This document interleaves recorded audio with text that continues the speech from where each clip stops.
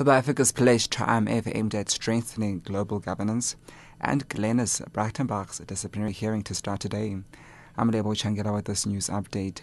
The $2 billion contribution by South Africa to the IMF is an expression of willingness to play a role of strengthening global governance processes.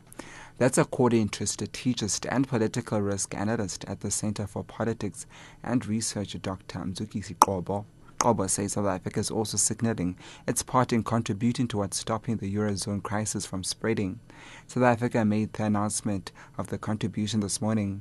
He says the problem with the contribution is that it creates a perception that government's priorities are not properly checked, given the huge developmental challenges that the country faces. Meanwhile, the National Treasury has moved to allay fears following its contribution to the fund. Treasury spokesperson Jabus Kakane. It is not clearly communicated why we are giving this money to the IMF, especially since Africa is not at the level of weight such as China, Brazil, Russia, and India, emerging economies that can afford to make these kind of commitments. The disciplinary hearing of suspended NPA prosecutor Glenys Brachtenbach is due to start today. NPA spokesperson Tuzim Haga says the hearing will take place in Pretoria. Brachtenbach, the NPA's regional head for the Specialized Commercial Crime Unit, was suspended in May after she was accused of abusing her power in a probe into a fraud charge laid by iron ore mining company Kumba against Imperial Crown. The NPA has rejected media speculation that the hearing is related to dropped fraud and murder charges against suspended crime intelligence head Richard Mdluli.